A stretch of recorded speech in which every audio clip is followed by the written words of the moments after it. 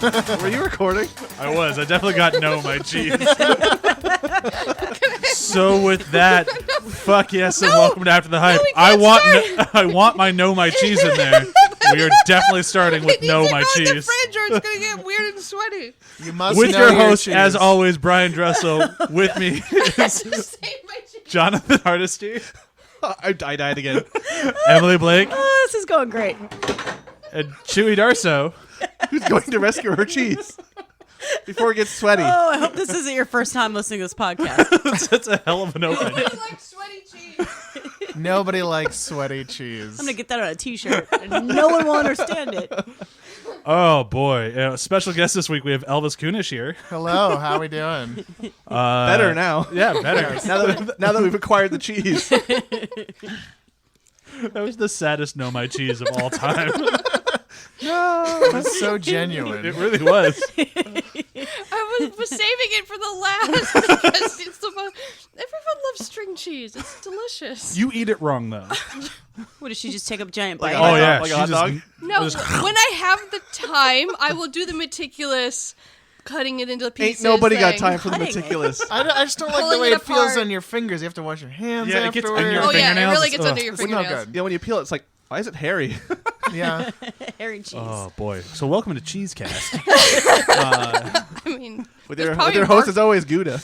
I'm sure there's a market for that. Gouda to be here. All right. Getting serious, Favorite actress, guys. Alison Brie.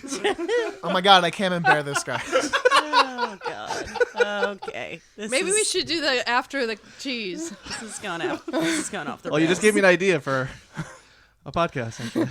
Just a cheese podcast. It's cheesy. People would listen. Everyone, most You could make it people like the cheese. delicious dish, but about cheese. Yeah. We're just going to keep moving. So today's You episode. started it. I did. I was.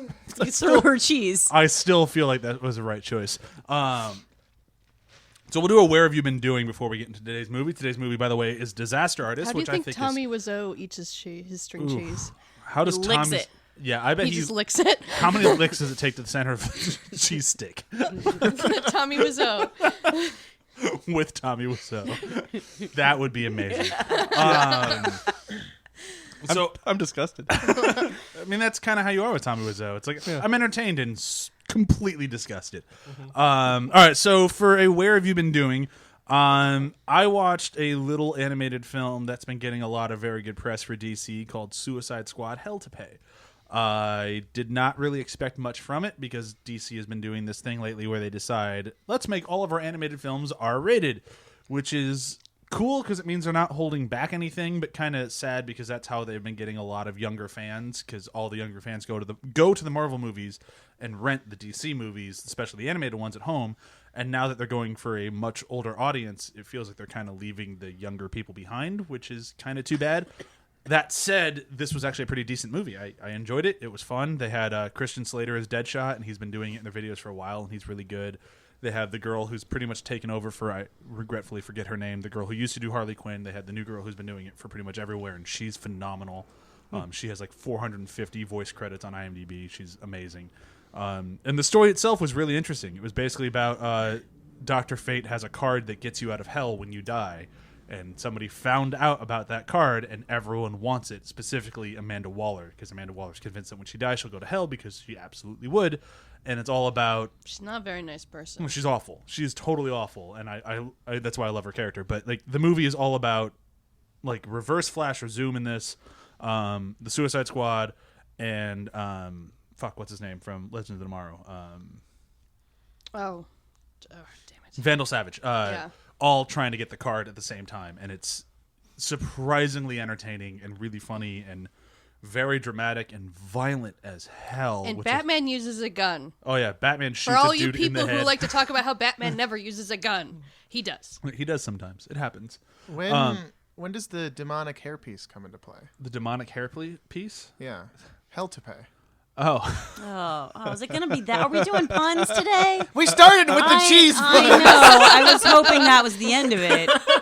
Our dad audience grew tenfold. Oh my god. We actually do have For- more dads now. There's for like a like moment- 50% more dad. It's just waving off. I can't help it. More dads per podcast Or- minute. You can put that on the back of our DVD box. A really nice, Brian can cut this out later if he wants to moment. we were going at the grocery store last night, and Brian had a huge dad moment because we were in the soda aisle, and he kept looking at these off-brand sodas and how they're trying to sell themselves by having puns on them. And then Root beer was the root of all fun. No. How do you not buy that bottle of root beer? Honey, no, we're buying better root beer. I do appreciate the pun, but no. All right, that's it for counterpoint. Stand your ground on that one. What was the grape soda pun? It's grape. Like, it's great. It's grape. See, they really that was pushed the last one on the themselves. list. That's and they genius. It was the last one on the list, and they had no time. The cola one was just like, it's cola e cola. It's like, really, they didn't try that. E. Coli? No. It was awful. It's E. coli. It's what's killing everybody right now. That would have been better. It's E. cola. It'll spread around your apartment. It's from Arizona.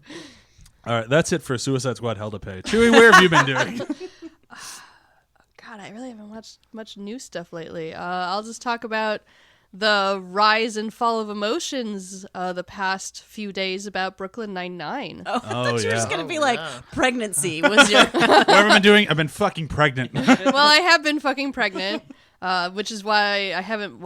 Sitting down to actually watch things right now itself feels like a chore. It's like going to movies like sounds awful because every time we go I have to bring a pillow now, and it's still uncomfortable in whatever chair we're sitting in, and be like so in the apartment, and whenever we're watching something I have to get up and walk around at some point. So review of pregnancy is not great. It's uncomfortable. Especially in third trimester. But Brooklyn Nine-Nine I have talked about before and how much I love it, and that Fox announced that they were canceling it, which we all thought was going to happen, but there was still, that hope that they wouldn't do it, and then everyone's just circulating going, no! But I've never seen so many people react to it on my Facebook before. I'm like, honestly, I didn't think I knew that many other people that loved the show. It's so good. And then everyone's like, maybe Hulu, maybe Netflix, maybe this, maybe that, and they all start going, no. And then last night, while we're watching one of the other movies that we're going to be talking about, NBC, guys, picked it up. Because they shoot on the Universal lot, don't they? No, they shoot don't. it at CBS Radford. Oh, okay. They did shoot it. But so MBS, I thought MBS. It's distributed by Universal, I believe. Okay. That's what, Brian, you told National me. Broadcasting System? Or something. But Universal, NBC, same thing, along with Comcast. So who knows? Maybe they're going to be going over to my lot, and then I'll be able to, see them walk around later. That would be awesome. I mean, it wouldn't surprise me if they just leave it where it's at, though. CBS? Yeah, I mean, if they're already not on a Fox lot, like, they'd probably... They'd have to rebuild the set. Yeah, and I have a feeling that they sold it so fast, partly because they didn't want to have to knock down sets and rebuild them. So the idea of them moving lots, I think, would be strange. Maybe, it might maybe happen, not. but... I don't know. I've walked by their storage area at the Universal Assets building quite a few times, and so their stuff is spread out a little bit. It's not all at CBS. I'm sure they're all talking about it this weekend and figuring shit out. Yeah. And then seeing which cast members actually want to stay, because I heard some people were actually thinking about moving on. So I can't believe that a show that was really good was on Fox for that long. I mean, it is kind of surprising they left it for all 5. Yeah. Fox used to be one of the most progressive networks, which was really odd for back in, for what we think of Fox these days. But in the 90s, they had a lot of progressive shows, and they for one season. Like, they were progressively aggressive. Like, yeah, we have this wonderful show. Nobody's watching it. We cancel it. We're They'll getting another. buy amazing material, But take it off the market for everyone else, Even and so, then not support it. They just moved all their progressive stuff over to FX, which is still Fox. Yeah. Or FXX. So they're still doing it. It's just they try to mask it so their conservative people don't really, tie the things together. Yeah. Emily, what about you?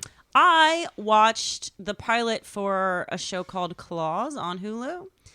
I really wanted to like it because, that's why I watched it, because the promo photo was just like a bunch of diverse ladies. They were women, they were racially diverse, their bodies were all very different, and it opened with a scene of them all being like super sexy and owning their sexiness, and it was like, okay. The premise of the show is it's a bunch of women who work in a nail salon, a fancy nail salon, and Niecy Nash is the lead, and she's like laundering money for this gangster played by Dean Norris. My problem with the show is tonally it was all over the fucking map. I thought it was a really great concept. but there were times when people were so ridiculous stereotypes. Like one of the villains on the show is this white dude who's like one of those dudes who's like, "Hey, yo, what up?" You know, like Eminem kind of, but like lame. And then Dean Norris is doing some kind of really fake, over the top chewing scenery every second. But meanwhile, and so there's things that are clearly meant to be funny and silly and absurd. Meanwhile, you have Harold Perrineau, who's fucking amazing and one of my favorite actors in the whole world. You have Harold Perrineau playing a mentally disabled man, and he is giving it his all. But that does not belong in the same universe with Dean Norris's like crazy over-the-top parody of a gangster. And it just, I don't know what the show is tonally. I was having a really hard time figuring out what I was supposed to be feeling during scenes. And that's a shame because I thought it had a lot of potential. And maybe it does. That was only the first episode, so you never know. But yeah, I was kind of disappointed. So. I haven't heard great things about it. Yeah. I've talked to a few people who watched it because I thought like just the design of the show looked really cool. And Yeah. I think the concept was good. I think the cast is phenomenal. It just tonally was just everywhere. That's kind of too bad. That's the only reason I was ever interested in it was the cast. I'm like, you got that one girl from Reno 911 and that other girl from True Blood, and I like both of them. Mm-hmm. Yeah. You think it's something they can fix in a few episodes, or is this just kind of like the why? I think you could fix it because it's, but like I said, it's a tonal problem Right. for me, not a Didn't premise it get problem. 2 seasons already? I don't remember. I don't know. It's not new. Oh, it's not new? No, it's Oh, It's new-ish. It only just showed up in my Hulu feed, so I assumed it was something new. no, it's been. Oh, I well, remember watching stuff about it a while ago. All right. Well, Yeah. it's new to me. Anyway, so I don't know if they fixed it or not, but I probably won't keep watching because there's too much material to. Yeah. John, what about you? So I watched a movie called Would You Rather. It's this kind of horror thriller thing where this guy gathers a bunch of people who need money into his estate, and with the promise of whoever is alive at the end of it will get money. But the game he plays is he asks them increasingly escalating versions of Would You Rather, and they have to, in like 15 seconds or 30 seconds, decide which one they'd rather do. Or Is it like the comedy Bang Bang Would You Rather, where it's like the most ludicrous stuff in the entire world? Because that stuff was funny. it doesn't get quite ludicrous enough. It doesn't quite deliver on the promise because it's like, ooh, this sounds like it could go all the way. It doesn't. It's still entertaining, but it's it's a Netflix find, and Is it just violent or sex? it's just violent. Yeah. Is it Yeah. is it a Blumhouse? I don't remember. I usually assume movies like that are PG-13 Blumhouse. It kind of has that feel to it. Yeah. And Diarrhea down the back of your leg, sort of. Yeah. Is Yeah. it Blumhouse? I always thought it was Blumhouse. Is it Blumhouse? It's a It's- gold bloom or It's gold BLUM. I always say Blumhouse, but I guess I could be wrong. Blumhouse sounds like a someone terrible name for someone from Blumhouse, please contact us to let us know. you Blue Blums. blum blum blum. Is that all you have to say about it? Yep. Blum blum blum. All right, Elvis, what about you? Well, I've been doing a lot of research for what's coming for CHEWIE and BRYAN, so I saw Tully this week. Oh, Yeah. Yeah, we've purposely gone, maybe we shouldn't watch that right before we have a kid. I am not going to watch Yeah. it. That's a good good idea. I'm gonna watch this for a little while. But I really liked it. I don't know if I liked it like as much as young adult or anything, but I mean, that's the third time those two have worked together, right? yeah. Java Code and Jesse Redman. Yeah. And second for Theron in the bunch. They have a good chemistry. Like I Yeah. look forward to seeing Tully in a while because I love Mackenzie Davis. I love Charlize Theron. Like I full of tons of things that I love, but also full of something that's quite horrifying. And But when you're a soon-to-be parent, seeing someone who is an exasperated parent, yeah, Well, and she's- what that entails, I mean, is it kinda, looks like an illustration of hell because she's pregnant, she has a baby that she's still nursing, and then she has 2 young children as well. No. There's only 3 children total. Oh, okay. That's Oh yeah, better. but she's pregnant, right? She is pregnant. So she has a baby and those 2 other kids. no, that's the third baby. That's the that she third has. baby. Yeah, she's not pregnant the whole movie. Oh, I don't think So that's a there's spoiler. one kid, That's- It's one not. I infant. picked up on that in the trailer. Okay, yeah. So I there's swear- one kid, one toddler, and one infant. No, there's like 2 kindergarten-ish age kids and 1 infant. Okay. That's and from the infant pregnancy. comes later. Okay. So Disaster Artist.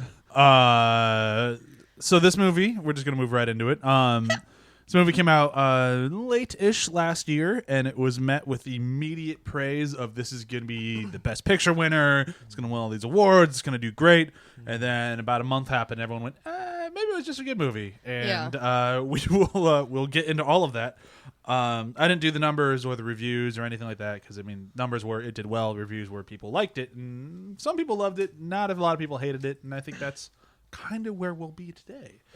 Before we do any of that, though, we have to do a breakdown. Coming to you this week from Elvis Kunesh. Elvis, are you excited to do a breakdown for this movie? Yeah, because if I screw up, it's like on theme. That's true. So Elvis is on the breakdown. Yeah, I got nothing else for it. All right, you ready? Yeah, I'm ready. All right, let's do this. The Disaster Artist in 30 seconds. Here we go. The Disaster Artist is the story of the making of The Room, one of the worst movies ever made. That's air quotes there for the audio listeners. It's about Tommy Wiseau and Greg Sistero creating this film and having a toxic friendship, and it leads to creating a horrible, humiliating film, but the audience comes to embrace it through laughing at how terrible it is. And it's sort of about failure being a good thing. There we go. Yeah, that'll work. Shut up, phone. There we go. So much getting cut out of this episode. I might leave shut up, phone. Piss off, Goose. Yeah. Yeah, I think that pretty much encompasses everything. Yeah. Okay, cool. And James Dean. And James Dean. So really quick, who here hasn't seen The Room? Is it only Chewie? Yeah, probably. Is that it? Have you seen I've The Room? I've seen it, yeah. Okay. Many times. So Chewie, we're going to be leaning on you a little bit throughout this episode. Okay. Not in a dangerous way to harm the baby, but to give us an insight, is this movie still good without seeing not the source material, because the source material is a book that Greg wrote. Yeah, I was about to But ask, yeah. because anybody else, because I listened to the Yeah. audiobook. Did anybody else read the book? Or I listen did to not know. No. Okay. I had heard you talk about it, and then I wanted to read it, and then I just never got around. I've been reading the same book since last September. I'll finish it at some point. Which one? But it. You should read that to your kid. Yeah, it's a really long book. It takes a long time to read. Yeah. But okay, so throughout the episode, I need to know, is this movie still good having not seen The Room? Because in my opinion, this movie is more of a love letter to friendship and the movie The Room than really anything else. And I mean that in both kind of a good and a bad way. But yeah, what did you think without seeing The Room? Well, on first viewing, I really enjoyed this movie. I thought it was hilarious and everything else. I mean, I've seen things from The Room. I've seen clips, and I've seen people laugh about it and make jokes and stuff. So I definitely had entry points. Rewatch, I was just like, not as great. Still enjoyed it. Not really getting anything new out of it. To me, it's not really a rewatchable film in that way, because it's really just, you get what you get out of it. There's no subtext really to anything, except for the friendship aspect.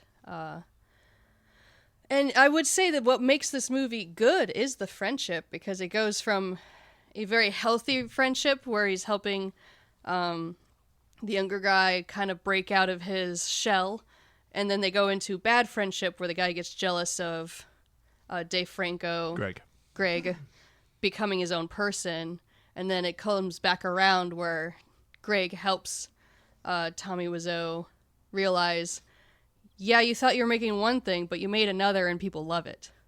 So just lean into it and be happy. So they're like good, bad for each other. They're a really good example of friendship where at times you're perfect for each other, and other times you really need to be apart and grow as a person, and then just come back and still be good for each other. That's what I get out of this movie. No, I don't think you're wrong. And like the thing that this movie very easily could have been, and what James Franco did a very good job avoiding, was this movie could have just been mocking The Room for an hour and a half. Like that could have been the whole movie. And the first trailer that came out, although it was very funny, definitely made me think that's what it was going to be. Because if you didn't see the first trailer, it's just the scene where the first time he's on set and he can't remember his line. Right. And they do like 60 some odd takes of it, and it's hilarious and it's very funny. But I was afraid that was going to be the whole movie of like, let's watch them fuck around and attempt to make the worst movie ever made. And I think personally, they did a great job avoiding that. Yeah, it never felt like to me that they were mocking The Room. It felt like they were praising, being naive and adventurous in a way. Yeah. Be like, well, this isn't working, so we're just going to go do our own fucking thing, which is really easy when you're bloody ass rich. But I was thinking yesterday along those lines, as problematic as James Franco as a person is, his performance in this movie is pretty spectacular. It's fantastic. The scene where he plays, where he's in an audition and he's playing a professor, and they're like, "Is that an accent?" And they tell him to do an American accent, and he turns around, he turns back around, and he goes, and he just does this absurd. And I was just saying, like, as a script supervisor, I don't know how you get through that scene without bursting out laughing. But what makes it work is, as funny as that is, he is absolutely playing that 100% sincere. Tommy, in that moment, thinks he is doing an American accent. There is no mocking. There is no, I'm being silly. You know, it's all very much like every minute he's on screen, he's like, no, this is him. I don't understand what you mean. This is my accent. I'm from New Orleans. What? You know? Yeah, so that's what makes it work. I think he's that's definitely always playing a sincere person who's also incredibly in his own world and naive about how things actually work. I think that's about when I bought the performance. I think the performance was a bit rough at the beginning. There were a few moments where it from what I was watching, it looked like James was breaking his character a little bit. And there were brief moments, but it took me a while to really kind of be like, what are you doing here? I get you're trying to be like, it felt very imitation versus performance. Well, for me, that comes into effect more so because he's James Franco and Seth Rogen and Evan Goldberg. Mm-hmm. They lined this movie with every single friend they possibly could get in this movie, including the "How did this get made?" Yeah, they got all the three people. podcast How did this crew. get made? Like they got everyone into this thing. Yeah. And there's a part of it that makes me enjoy it for that. Like I enjoy seeing all the people, and like you can clearly tell how much fun they're all having. And at the same time, it kind of has it kind of takes me out of it a little bit. It's like, all right, so I'm just watching you and your friends hang out. And I think that's where, when you say the performance might have been lacking, it's like, because he's not doing a performance necessarily. He's hanging out with his brother and his sister-in-law, and he's doing an accent that he's probably been doing since he saw The Room the first time. And I was like, oh, you do a great Tommy Wiseau. And it's not easy. It's not. The whole movie, I kept trying to do it myself, and I'm like, no, it's not right. Yeah, really, that's one reason I can totally recommend the audiobook is because Greg does the accent. Every time Tommy says anything in the book, because Greg's reading it, Greg does Tommy's accent, and it's spectacular. well, Greg spent more time with him than anyone, so. Well, they're still friends. Yeah, and but that's so is James Franco. Like James Franco and him are friends now too. Like so clearly he's not being like malicious or evil towards this guy. Like that's not the point. But he this. I'm guessing here, but it came out of a place of like mockery and making fun of him, and then he just got better and started to like the guy. So I think in those scenes where you say it's problematic, it's like because it's not really a performance. He's mocking him, and it's like I don't think he thinks that he is, or even that he would be, but it kind of. I think because that's probably where it started. Yeah, those moments when it's just him and his family, it probably ekes out a little bit, and then like later on, like when he's not just with his brother and his sister-in-law or his best friend from fucking forever ago, and he has to act against different people, his performance is better. See, I think that's where that's those moments are what caught the most and gelled, is that when he was acting against people who weren't part of his troupe. Because like you said, and I didn't even kind of really fully connect the dots until you just said that, but when he's with his crew, his people, it's a sketch. It is like they're just goofing around, making a skit. And it really strains against that performance where everyone's like, he's doing such a great job. It's like, well, but I keep getting pulled out in those moments. Yeah.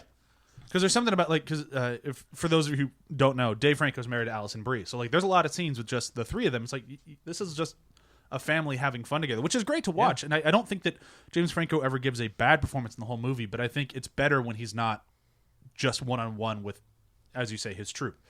It almost forces him to kind of put more, like, do more of an examination of the character. When he's with his friends, he's not really doing that. Yeah. And like you said, it's more of a spoof. That's where, like, two scenes that I really appreciate in this movie, where it shows his genuineness with his performance. The first one is when they go to a club in LA, and Dave/Greg actually meets a bartender, his wife, for the first time, and so Tommy easily too, by the way. Oh yeah. Well, he's very handsome. He is a very attractive man. Everything is so easy for Greg in this movie. Oh yeah. For me, Dave Franco is way more attractive than Until the beard. the other Greg Franco. Sistero. Oh, the fake beard. That's a fake beard. That's not his real beard. I know. But if we want to talk about a real villain of this movie, Thanos level fucking beard. Yeah, Thanos level villain, that beard. But so they're in the club, and Tommy Wiseau is just dancing away, being completely in his own world, not really self-aware, owning himself, like, because he dances like a complete maniac. That's one of the charming things about Tommy Wiseau is he just does not give any fucks. And then he sees Greg talking to the bartender girl, and you can see it in like his just body language. It shifts immediately. Instant jealousy. Like, no, he's my friend. Don't talk to that girl. Don't like, you know, that toxic friendship thing. And then he gets pissy. He's like, this club sucks. We have to leave. And it's a really good performance because you've all seen a friend or you've been that friend who's suddenly like, no, that's not how tonight was supposed to go. Right. That's one of the things I really appreciate about this movie, because in the book, one thing I could never fucking understand is why Greg stayed with Tommy. Tommy is an asshole, and he's abusive, and he's toxic, and he's constantly, it's basically, I saw all kinds of shades of like an abusive romantic relationship. Yeah. Tommy is a piece of shit. And so I could never understand that in the book, and in the movie, they do such a great job of making it clear that Greg just wants to be more open the way Tommy is open, the way that he just like is, like you said when he was dancing, is in his own world. That's the thing that Greg doesn't know how to do. So he sees that in Tommy and he admires it. And they played that a little better in the movie for me than it, even though Greg was reading the book, even though he wrote it, I still was very unclear about it. I mean, it could have been one of those things where even Greg didn't fully realize Yeah. it. Like, it could be just one of those subconscious things where from the outside you could totally see it, like, oh, that's why he's stuck around. But when it's you living it, it's harder to see. And the other moment for the performance that really got me was when he goes to Bob Odenkirk's acting class. Yeah. I don't. Yeah. And he's trying to I love do. Bob Odenkirk. He's trying to do Shakespeare because that's what he wants to be. He wants to be a respected, like, artistic actor. And Bob Odenkirk's like, "What are you doing? Stop it! No, you're like a villain. You're like Dracula and Frankenstein." And then you, like, it's a moment where you really feel for Tommy Wiseau because, yeah, he's kind of a doofus, idiot, toxic person, but he's trying to be genuine. And then everyone's laughing at him and he absorbs that and he just looks back at the crowd and goes, "No, you all villains." And I'm like, that's actually pretty deep. Like, that's a deep cut right there because they are in that moment. I think that's a great moment from of his perspective, though. But yeah, but it's still like I think he's the way the trying. movie is constructed in such a way that that transfer of villainy is kind of interesting. In That's an that interesting moment, it was true because he's just a dude trying his best in this crowd of people, and they all just start mocking him. But I'm taking a leap here because I've never actually asked you this before, but you've never been in an acting class before, right? No, I have. Okay. I did it very briefly. Okay, but in an acting class, like, you have those moments where the worst actor in the class, and I've been that person before, gets up and does the best they can, and everyone just sits there and goes, oof. And then somebody has to give notes, and that's what you do. You tell them what works, and you hope for the best. But there's and a difference between going oof and giggling at them. No, but that definitely my directing one thesis was given to a class where everyone laughed at it the whole way through. I'm like, well, fuck, because you had to use the actors in the class, which was Tony. Fuck Tony for everyone. Oh, we haven't had a fuck Tony in forever. Yes. And he broke into giggles, and like this was like the thing I was getting graded on, and everyone laughed the whole way through. And the only thing the teacher can do is tell you what works and what doesn't work, and hope you can take the note. Tommy can't take notes. Same way when he meets the producer at the restaurant, which I just cringe because I don't know if you guys have experienced this, but as a screenwriter, I've definitely seen screenwriters, usually digitally, like on Twitter or whatever, but embarrass the fuck out of themselves, being like, please, please, please give me a chance. But at parties too. Yes. And they're like, oh God, please stop. But like, actually, like in the real world, that producer did him a huge favor by saying to him, this is not, because most people blow smoke up your ass, and you know, but his like, this is not happening for you. You do not have what it takes. It's kind of sad, but at the same time, it's like not enough people are actually told that.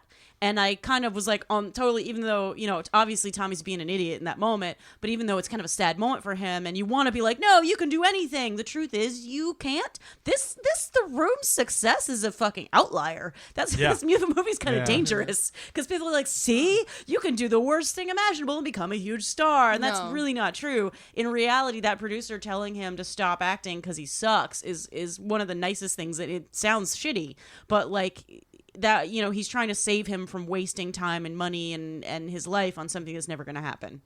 And the thing was, especially with that scene, like I'm not a big fan of Judd Apatow as an actor. Like he's done it a few times, and it's like stay behind the camera, Judd. Like you're great at stand up, just do that and nothing else, except for I'll go with nothing else. I'll take a dig at Judd. He doesn't know when to say cut, and he lets his actors talk too long. It ruins every movie he's ever had. Yeah. What is it, a podcast, Judd? Come on.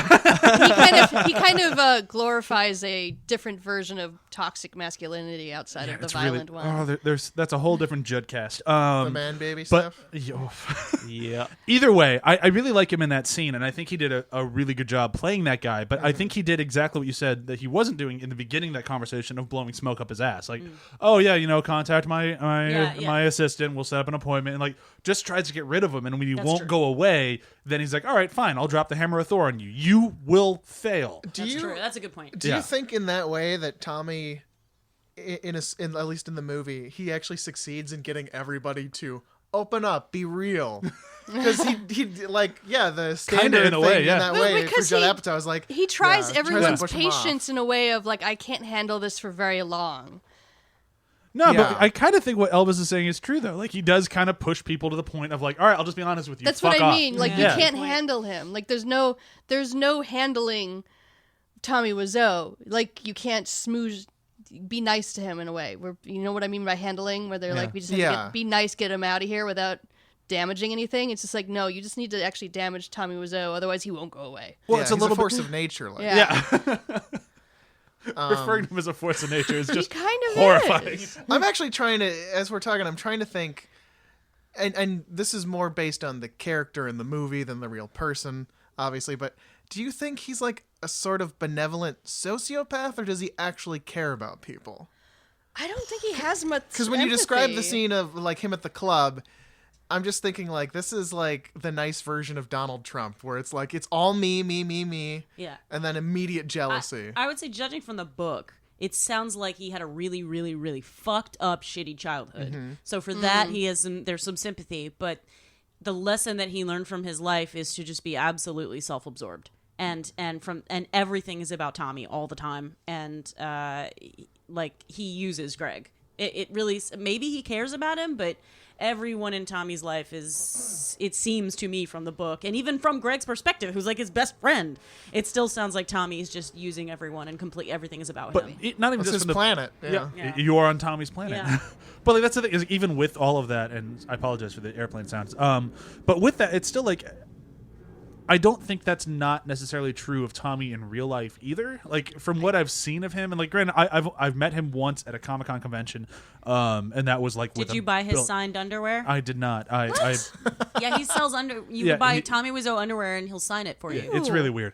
But yeah, so I said Previously hi to him, worn? and that was it. But Hopefully not. hopefully, used what are you to have- talking about? He used to have. Does he still have booth babes? I mean, this was years ago, so I mean, he had it booth would babes make then. I more don't know if he sense still for him to does. sell belts.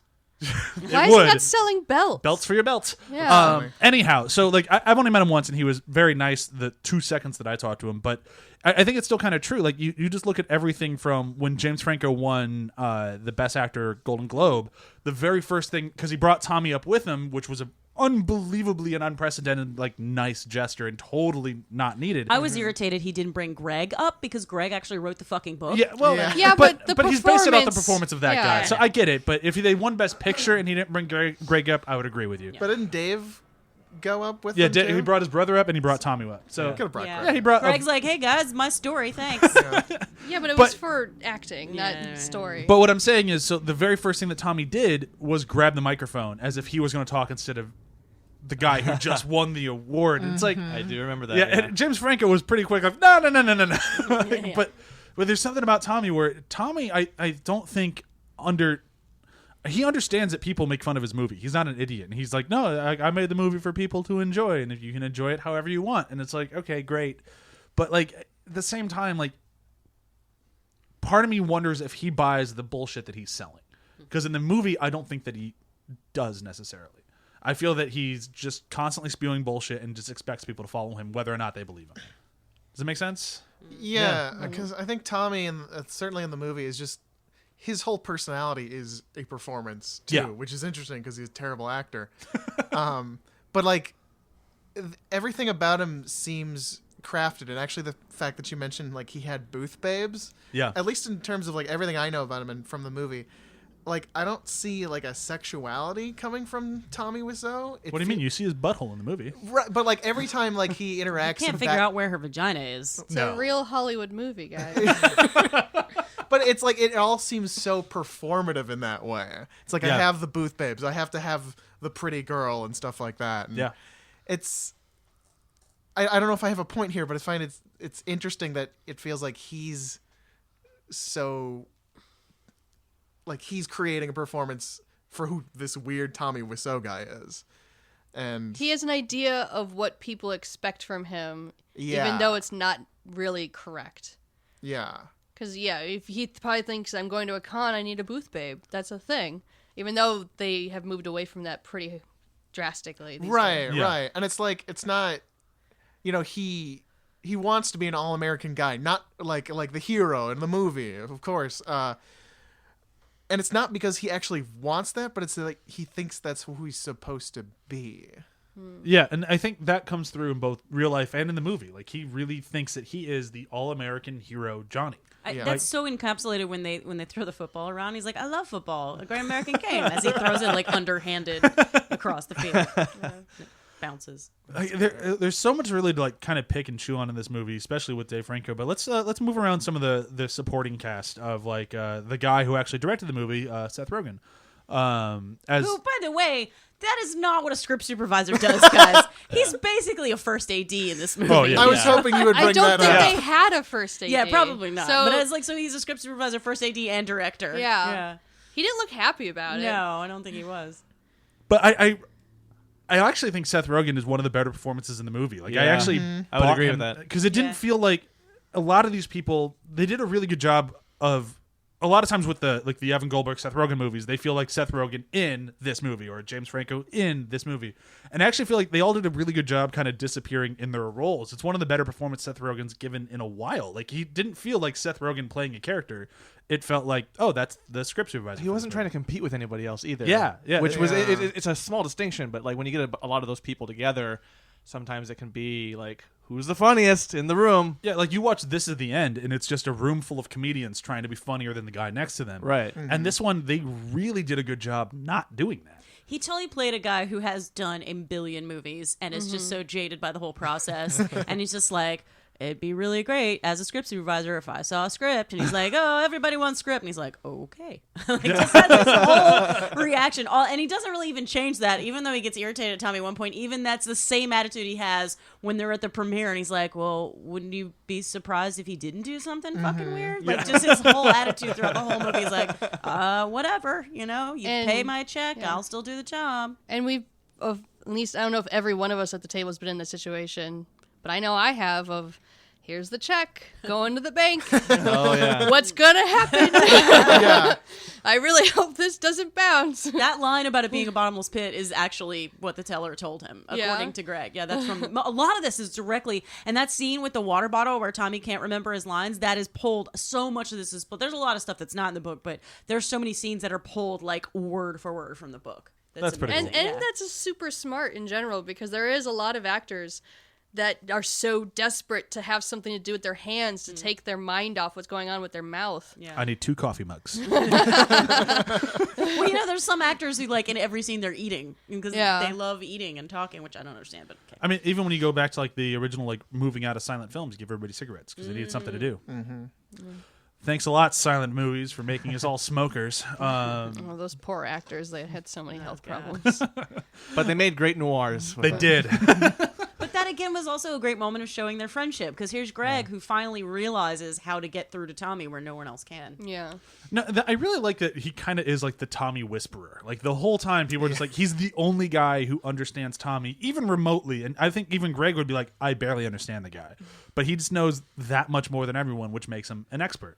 Which And- I wonder if the movie would have benefited from more of that, because I haven't read the book, so I don't know. Like, it feels like it's probably more Greg observing Tommy and dealing with him, whereas this movie was very much bouncing between Tommy and Greg, leaning more toward Tommy.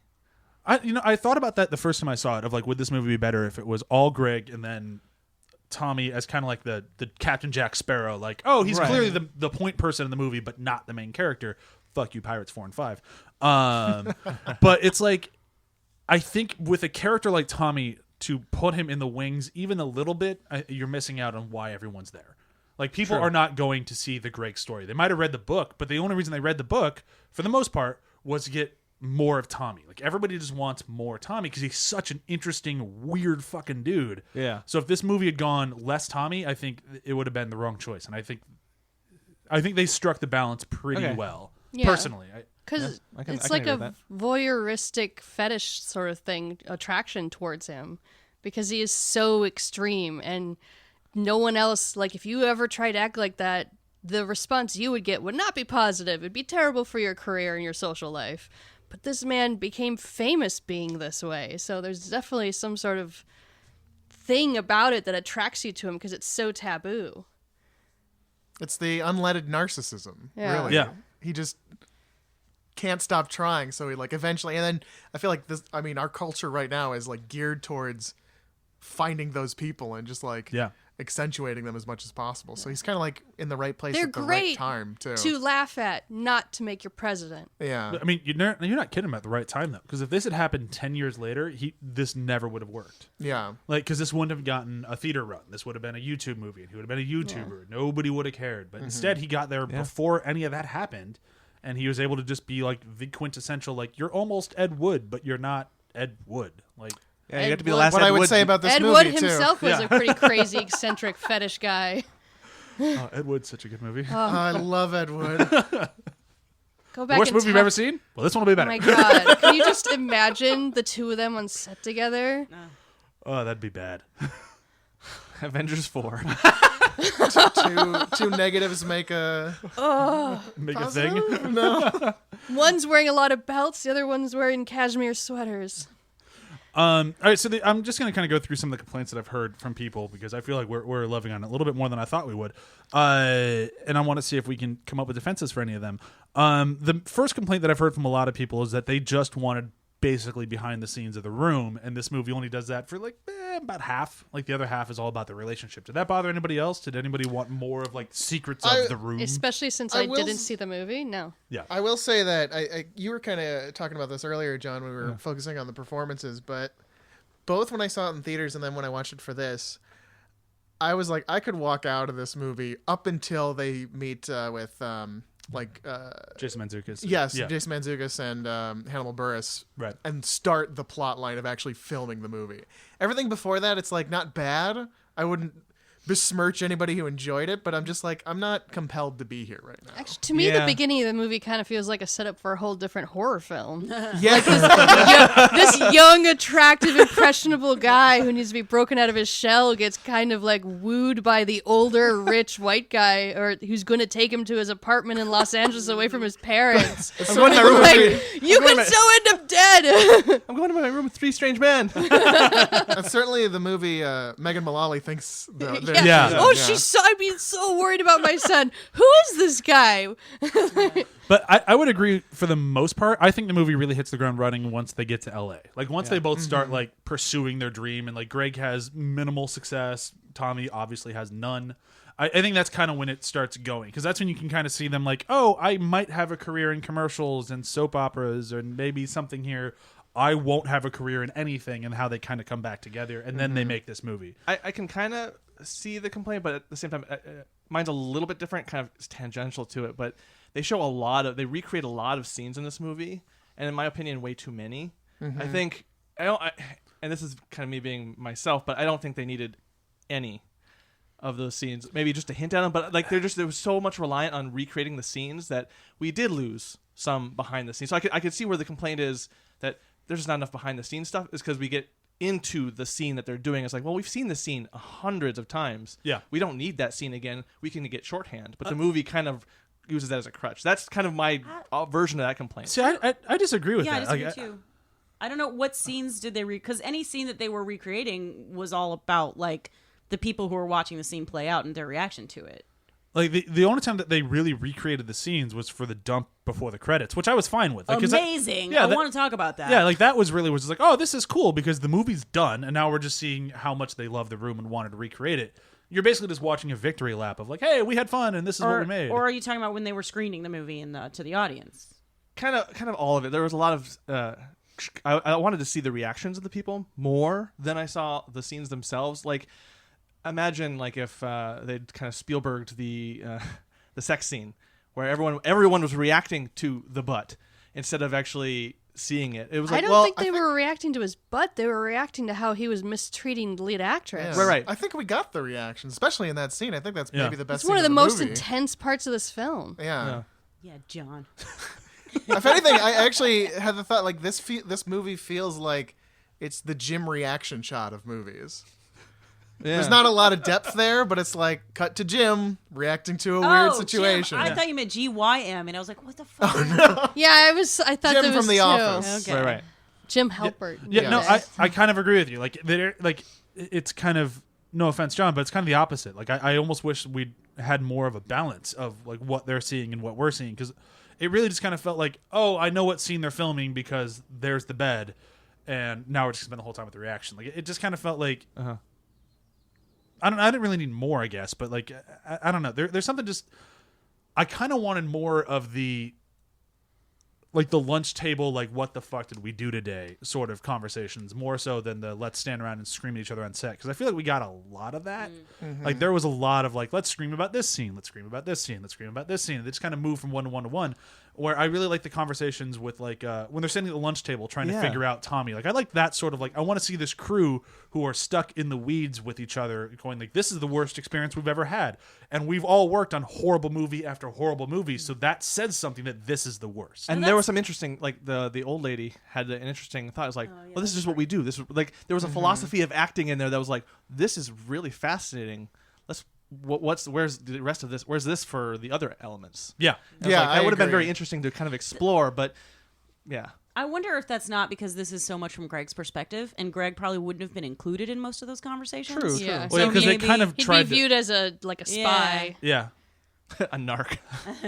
But that's where I think like that was more of the movie that I think I wanted going into this. When granted that just because it's not that doesn't mean this is a bad movie, but it's just like that's kind of what I wanted to see. Was more of just like the what the fuck are we working on? And we kind of got that every now and then, but like not really that much. This movie's really about the friendship between those two guys, and like it's just all about like the passion of making film, which I appreciate. It kind of felt like a what was that old documentary?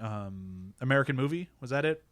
I've never Yeah. Yeah, it kind of felt like that, but these guys had money and they're not sitting at their kitchen table just looking at bills, crying like I'm not going to be able to afford anything. And I suppose Or like Kevin Smith, who's just like credit card, Yeah. credit card. I suppose if it had gone too far to that, what we wanted, it would have been more of like the movie about movie making, which there's a line, a fine line to cross before it becomes like, oh, it's a movie about making movies, whatever, to the general audience. Whereas like this probably strikes a better balance with that. I don't know how though, like because I think this movie is entirely a movie about making movies, and for some reason this It doesn't one feel did- like it though. This in one a weird did- way. Also, I would say if you really, really all you want is the behind the scenes, just go read the book Yeah. or listen to the book because it's awesome. Also, his mom is French and he does her accent as well, so That's I highly cool. recommend that. Interesting. But like even with the book, it's still all Greg's perspective. Yeah, like, I want the that's perspective true. of like the DP. Like I want somebody like we even tried to get him on this episode, but he was unavailable. The AC of the movie is a friend of Chewie's, and it's like I wanted to have like I want to get that point of view because I mean I've already grilled that guy many times because I worked on a movie with him. I'm like, you need to tell me everything about the room. And He he's was like, the "Ah." most annoyed with the roof sequence. I can imagine. Oh yeah. We're like, Which okay, one? Wait, well, the one where they're like, all right, we'll shoot. This roof doesn't work. Let's go to a different roof. All right, no. All right, let's go to the first roof we were at, but we don't like the background, so let's green screen it. Actually, we're just gonna do B-roll of the thing around the roof and then put it over the green screen, even though it is what's actually around us. I'm just like, can you just imagine being the camera going, what the fuck? Well, I enjoyed talking to him about being in AC when you have two cameras shooting the same Oh, angle God. every Oh, angle, and he's just like, Which they didn't really. They mentioned him buying the equipment, but you didn't really see that. Oh, yeah, they saw show the rig, double but camera, yeah. I guess that's one thing. Like, it's really hard to explain that to lay people. So it's like if you spend Yeah, too they much brushed time on over it. it a little bit. Yeah. But yeah. I mean, there's a lot of Probably like, for the best because there's some complex things in there, like the whole idea of like you don't buy equipment Yeah. in Los Yeah. Angeles, and that they glossed over it thankfully enough because it's like yeah, you can get some pretty deep things. I with mean, that. but they did it well enough where they showed that buying equipment was weird. And like you have to have a shit ton of money if you want to buy equipment. Yeah. And it Also, just, Tommy took the cameras home Oh, He yeah. took his camera home. Yeah, So then when he was 2 hours late every day, they literally couldn't shoot anything till he got there. which was genius when I realized that's why they hadn't started in that Yeah. one scene. It's like, Yeah. oh right, Yeah. Yeah, because otherwise just fucking he's shoot that much without- of a megalomaniac. Yeah. Yeah. I got really mad when he's like, "You buy water." I'm like, "No, legally, you're supposed to No, fucking you buy gotta water. fucking water. What's wrong No with you?" matter what type of scent it is. That is one thing that." I got what? Yeah, that wasn't something that was in the book. Was there really no crafty on set? Oh my god, how is your crew not like? The discussion of the water and the fainting, that was a horror film for all Yeah. of us in the industry. I get pissed if there's no diet soda on set. My thing that I really liked in this movie was I've worked on not as many films as some people around the table, but I've been on plenty with directors who suck. And everyone treats directors as if they're these little temperamental, like, you know, with kitten gloves. Like, you want to be very kind to the directors. And I love that this movie got to the point where, like, no, fuck the director. He's an asshole. And the scene between him and Paul Scheer, which I will say this is the best performance Paul Scheer has ever given, and I really liked him in Never this seen movie. him do a serious role. I know, and he was really good. But I love it when he's like, and we're 4 hours behind. Well, whose fault is that? And he's yours, you fucker. I love the little cutaway shot of him coming out of Tommy's private bathroom. Oh, yeah. Isn't that tiny rebellion? Yes, I shit in your toilet. I think that was the one scene where I just like burst out laughing when he introduces the bathroom. Oh my god. It's like, that's for me. Like, oh, fuck. I just Seth Rogen like, you know, there's a working bathroom just right over there. This is a real Hollywood movie. Okay. I think It's still like whatever. I think he just really likes being behind black curtains because he has the same setup in his apartment for his Yeah. bed. Is that in the book? Did he just sleep in his living room? He just Oh, like made a curtain and separated the room such into his a- own little bit. Yeah. The room he separated? Oh, It's like an illusion of privacy, but he's still like performing. He's still it's like an exhibitionist thing too. well, yeah, Like, because he's so close you to would the be able to action. hear him poop and pee every Yeah. single time. That sounds uncomfortable. He has eyes everywhere. Actually, I was Poop on everywhere.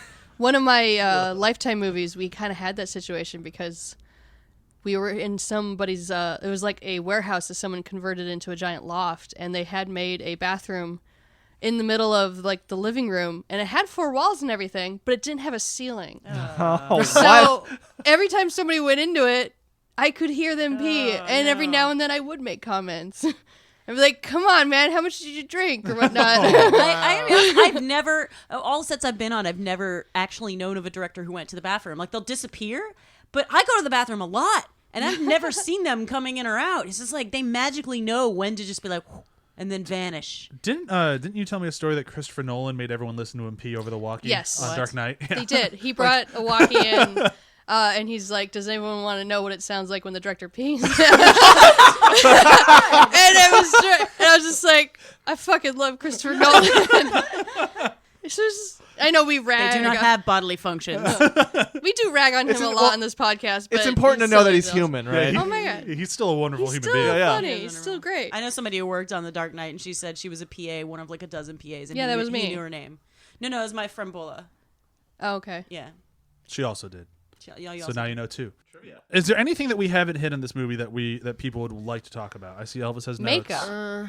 Makeup. Yeah, go. Like, for I'm it. watching James Franco's face. I'm like, he's got a rather slender face. So I kept looking at him like, did they pack your cheeks? Is this like how? Like, what did you do to make your face rounder? I couldn't figure it out because it didn't look like there was any prosthetics on him. And if there were like props to the makeup people or whoever made him look that way. 'Cause Yeah. like there was no seam. I didn't. How do they? This is just me being ignorant. How do they do the half eye thing? Because I've seen that in movies before. I think a lot of times there's like a glue that you can put on your skin to like hold it down. Or Okay. even when I was doing stage makeup, you literally just got tape and you pulled your eyelid down with the tape and then you covered that up with a shit ton of concealer. and that's how they do like the half closed eye thing. Yeah, Okay. like when we were learning it, it was to make ourselves look Asian, and now I'm like, that's Oh inappropriate. boy. Wow. But that's stage makeup, guys. I want to talk about the recreations of those scenes from The Room. Oh, yeah. 'cause the skill that went into that is incredible. Just like everybody did their job really well. I mean, there's skill that went into recreating it, but there's no skill that created the original. Oh so no, it's like, not at all. and it's weird. I have a weird like relationship with that kind of thing where it's like trying to work very hard on a huge budget to recreate something that no one worked hard on at all. Like you're Yeah. saying, Just try. rubs me the wrong way. You know, like I get irrationally angry. Oh, at see, that to me sounds like super, for a scripture writer's perspective, that sounds like super fun. To be able to, like, because you're working together with all the departments, obviously they're doing their job, but then you're the last one who looks at it and sort of goes, okay, is this correct? Is this correct? And that script supervisor probably had to watch the room like 800,000 times. See, from that point of view, that is interesting. From me, where I work with like clients of various kinds who want to mimic a thing that clearly they just did and it became famous, a style. They're like, we want to do it like this, and then they spend time and budget to really force it, and they're so panicked about it. I'm like, oh yeah, but that's trying to mimic something. This wasn't mimicking. Yeah. This was like lovingly recreating. Yeah. Like, I it's have been completely on different. that end, like especially as an art PA back in the day when we would have to do reshoots for a movie, and they'd be like, well, here's this scene, here's stills from the scene. Find that stuff, we didn't save it. Yeah, I was just like, this sucks. It really, it's not very much fun Yeah, because that's- you're on That's the fun for internet, me. Yeah, you're it's on really the not fun for phone, you. you're like, I need this lamp. It's wrong in just this one way. It you needs could- to be different. Can you get it to be as good? Like Lisa's outfits particularly, they're just slightly off Just a because they little couldn't, off. obviously they couldn't find it and they tried to make it, It's but like- they couldn't find whatever that fabric was. it's like cosplay for set deck. It's Yeah, just yeah. like so from that point it of view, takes yeah, the fun out of impressive. it. But philosophically, I have weird issues. But with their it. But it's- performances I get what you're too. saying. Yeah. The chick who plays Lisa, like when Oh, you yeah. watch She's that, so there's good. one scene where she is exactly like Yeah. you can't tell who's talking because they sound like the exact same person. It's amazing. But that's what I mean. Like, I get what Chewie and John are saying. Sounds very frustrating from a professional standpoint, but that has nothing to do with what they were doing here. Because what they were doing here was literally trying to recreate it. They weren't doing reshoots. They weren't trying to That's appease what I a mean. client. It's even harder. Yeah, 'cause like- you have to try to find the things that. And You this don't movie's have. 20 years old at this point.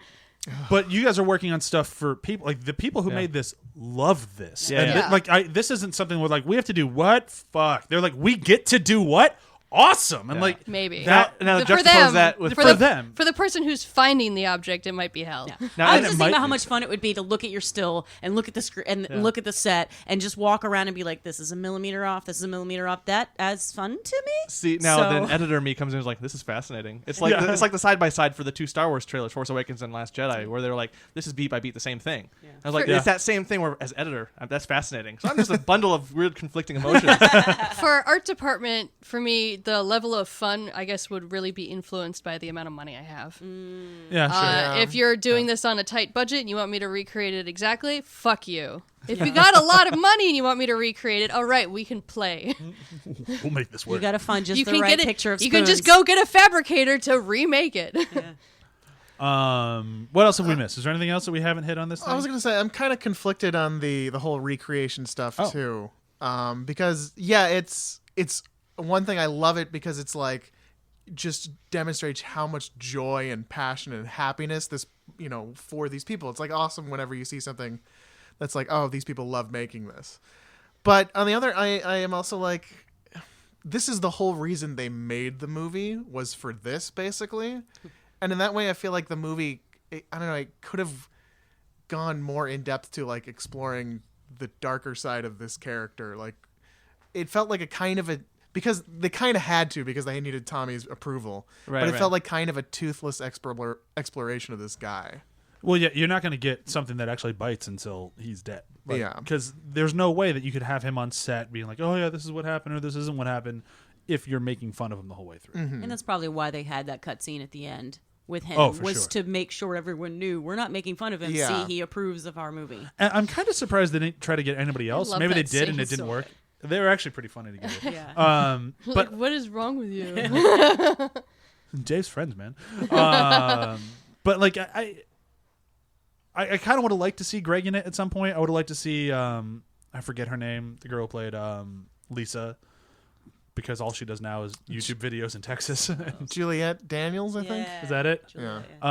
Because I've watched her like videos online. She seems really personable and friendly and nice, but I can't imagine she had a good time making this movie. She got the role because Tommy insisted that everyone make out with him, and a lot of actresses just walked away. And the right call. Juliette wanted that part so badly that she was like, fuck it. And she was willing. So she got the part largely because she was willing to do what it takes. She was willing to make out with Tommy. See, I wanted What did that she scene in think she this was movie. Yeah, doing? That's so yeah. much more interesting. But I'm just like, what did she think she was making then? Like, I would like to get into the brain, because whenever I worked on a crap movie, I always knew it was a crap movie. I never thought I was making anything great, and it really feels like some people thought they were making something great with this. You think I mean- it's your big break. Yeah, but you have that for any movie. Like the horror film that I worked on that got sold as a sequel to a movie that it was not made as. Like that one, like the actors on it, there's two of them who are like, I'm standing around in a house and I'm going to scream a whole bunch, and I get paid for that. Hooray. And the other two thought they were making the new horror film. Like they thought they were making the one that everyone would be like, oh my God, I can't believe I saw that movie. It was so scary. And they're the only 4 actors in the whole movie, and they were totally at odds with each other of just like, we're making something that like 10 people will see. No right? one's ever going to. That is also my favorite thing that was left out of this movie. Is Greg at one point in the book says, "Yeah, he talks about a particular scene. He's like, I hate my performance in this because I phoned it in because I just thought to myself, no one's going to see this piece of shit." Yeah. And now he's like, well, oh well. Well, everyone has seen this piece of shit. I think we've rounded the drain on it. I Yeah. think we should move into quotes. I don't think I've ever seen you without your glasses on before, Brian. Yeah, His they're getting a eyes are little a lot annoying. smaller. Yeah, a very different face. I don't know if I'm going to take that as an insult or a compliment. Well, I already know what quote I like the Go for most. It's a real Hollywood movie.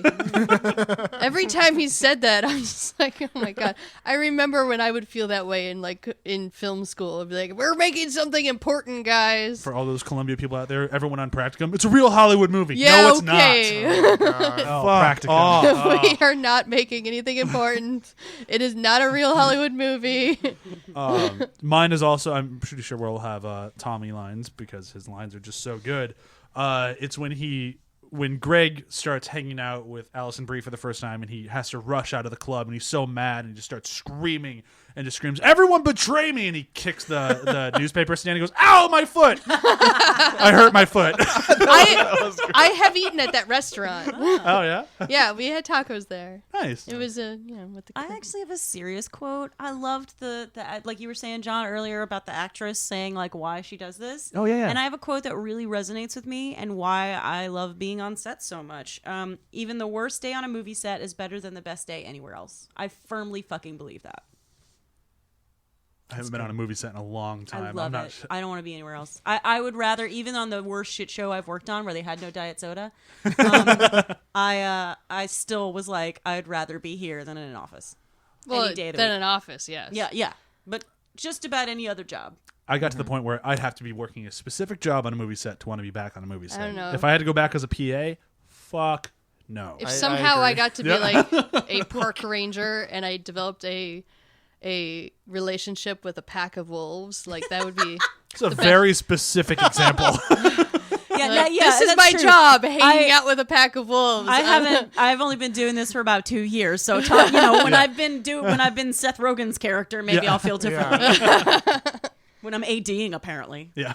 Okay, I don't have it specifically written down, but when he's in the audition, and like you mentioned it earlier, where he does that version of the American accent, and just the way he turns around, and it's really 100% the delivery. Again, I laughed out loud. Mine's more of an exchange, but it's actually not a Tommy line. It's when Seth Rogen goes to cash the check and he's talking to the bank teller, and he's like, "What?" He's like, "Do you like movies?" And he goes, "Is it a period piece?" No. He's just like. And the actor they chose to portray that was like really perfect for that line. It's real life Google. I love that actor. He's great. All right, so review system today. I'm going to go more for The Room than I am for The Disaster Artist, but it's still to review The Disaster Artist. Horrible movies. Horrible. As bad as you can get. But since I haven't actually seen The Room, so I don't have any emotional attachment to it, it's hard. I know the movie that I think is the wonderful thing that everyone is like, is horrible. Go for it. You know what I'm going to say. No, I don't. Super Mario Brothers. Ugh. I love that movie. And talk about a disaster of a set with 2 directors that didn't know what they were doing, constantly changing the script when the entire cast is drunk. Like, that movie is amazing. That movie almost killed Bob Hoskins. I know. Wait, are we naming movies that we hated that are horrible, or movies? No, movies that you love that are horrible. I okay. love the Mario Brothers movie. Who would ever argue for that movie? That's crazy. You argued for it, And I won. and you lost. Wait, No, did I you win? won. You won? Okay, I forgot. I'm still mad at Chris for losing with Silence of the Lambs. Yeah, he really bombed that episode. Oh God. I feel like we'd had this as a... We have. That's why it's Okay, because I think I used Johnny Mnemonic last time. Ooh, yeah. Yeah. Can I just use Johnny Mnemonic again? Well, now that you've admitted you've already used it once, I'm going to say no. Shit. And fuck you. I'm gonna use Battleship. I can get around your game. That actually is a real Hollywood movie. It's a real Hollywood movie. I love it. I love every minute of it. It's amazing. Chicken burrito. Done. I'll go with Overdrawn at the Memory Bank, Mystery Science Theater classic. Oh, that's a good one. Yeah. I will go with... I've been talking about it all day. I'll just use it now. Story of Ricky. A movie that is so incredibly bad that it's beautiful, much like the Bet they Disaster really thought they were making a epic martial arts film. epic martial arts film about people in prison, and it's a rough movie. Just so you know, guys, if you ever have to cut off your own nerve ending, that movie shows you how to deal with it. Yeah. You just tie it in a knot. Yeah. You need to be able to use your arm like normal again. Yeah, it's no problem. Yeah. The movie's amazing. It's accurate. Wow. Did not know. I'm drawing a Science blank on seems the name of the sketchy. movie. What I want to do. It was like a... Tomb Raider. It was an AI jet that went rogue, and 3 people... Stealth. Broken Arrow. Oh. Stealth, yes. Stealth. Yes, And- it's got and- what's her face. And the story behind it is I was a projectionist in a movie theater when that movie came out, and I was just so delighted with how bad it was and how no one went to see it, and it was just like this weird I haven't even seen it, and I was the one who got the name. and it was a moment that I was very familiar with watching The Room itself. It's just like this idea of this is bad, but I'm kind of laughing at it. The weird line between laughing at it and with it, Yeah. and having that same level of fun and glee at just how it's feel it's a rough movie. If you're gonna do a double feature of Stealth with a Deep Blue Sea, that would actually be pretty good. So just to give you an idea how bad, It's awesome though. just to give you an I'm idea. so But it's excited just for that like sequel. the super plane who's gonna come kill you, and then Yeah. you got super super sharks that are gonna come kill you. So just to give you an idea how bad the movie was, when one of the showings where there was 2 people in the theater, the film jammed and burned, and we had to fix it. And we're like, well, we'll give you some, tickets for another movie. And we're like, nah, don't worry about it. You can slide us in. And we're like, really? You just saved us some time in our lives. I mean, I'd still take the free tickets. Yeah. Yeah, that's it. We've done it. We have talked disaster artists. So next week we have an episode coming out. I have no idea what it'll be because I don't know when I'm going to do this one. Is John alive or dead? It's the Schrodinger's John. I think we're out of episode Dead Dead. John Oh, episode. okay, So all right. I think he's alive now. Damn. Yeah, because we are. I don't know how to feel about that. Because Chewie and I are about to die for a few weeks, but we should have enough episodes after this week and next to get us over the break. But we'll see. Time will tell. If anything, you'll just have some episodes that don't include me, Yeah, that might happen too. or I'll be breastfeeding during them, And the you baby get to sit hear in that. for you. Yeah. Oh, that'll be great. Just to have. I wonder what breastfeeding would sound like on this mic. We'll find out. We will bring a mic home and we'll post it as an episode. Elvis had it right. It kind of sounded like Audrey too when he wants blood for the first time. You know, someone on the internet just got an erection. So. Oh, those. You're welcome. And that guy's just going, I don't even know why I have this right now. All right, so a quick round of plugs. These episodes should be out by now. As of this recording, they are not. But we have Venture Bros, the Venture Brothers podcast. We have 4 episodes recorded right now, so they should be releasing every day here, whatever that day is. And I think that's all the extra episodes we have coming out right now. Go on our website, athpod.com, where you'll find both our podcast now and Venture Bros and all the articles I read. You can go back and be one of the 0 people that read my review of all the MCU movies. I read it twice. Thanks. So there's half of them. Yeah. No, sorry, 3 times because there was an edit. Damn it, in there. 3/4 of them. Somebody else read it. Yeah, we got 1. I'm going to read it. Yeah. And then I have another article that I'm working on now that I'm just in the frameworks of, so it might be out by the time this comes out. It might come out after that, but that's why Frisky Dingo is the best show you never watched. And that's it for me. Elvis, anything to plug? As always, the Tom Hanks Giving podcast, the whole catalog of every Tom Hanks movie that he's ever been in. We discuss. And we have a new episode coming up in June, I believe, because I'm going to go see Hanks perform another Shakespeare play. Ooh. We're going to get Hanks on that episode? Maybe. Only way to find out is to listen. You know. I have a long time. Yes. Okay. I mean, keep listening, everybody. Beyond that, Twitter and Instagram, Elvis Kaboom. John, anything to plug? Not really. I do know that we have our episodes on YouTube as well now. We're putting them on a more regular basis. Saw that. That's pretty cool. Yeah, that's exciting. Nice. We've had a few people listen to it that way. Yeah. No, the last one, mine's going blank on it, but I got like 20 views. It makes it Nice. easier to Ooh. put it on TV while you're like moving around the apartment doing Yeah, that's mainly the reason. It was like if there's a way you can just set it and forget it, that's where we want to put it. I want a pot roast now. Me too. Apparently, Emily has not seen the Set It and Forget It infomercial. I have not. Yep. Neither have I. It would come on around like 2 a.m. back when I was in high school. Just watch a lot of infomercials. Yeah. Yeah, because they're awesome. I just remember all the exercise ones. All right, this is a hell of an outro. Emily, anything to plug? Yeah.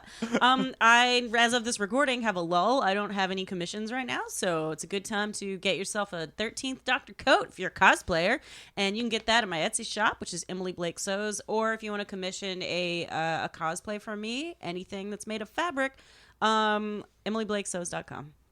Nice. Chewie, anything to plug? Not really. Cool. Parenthood. At some point, I'm going to lose my plug. Oh. And bye. Bye.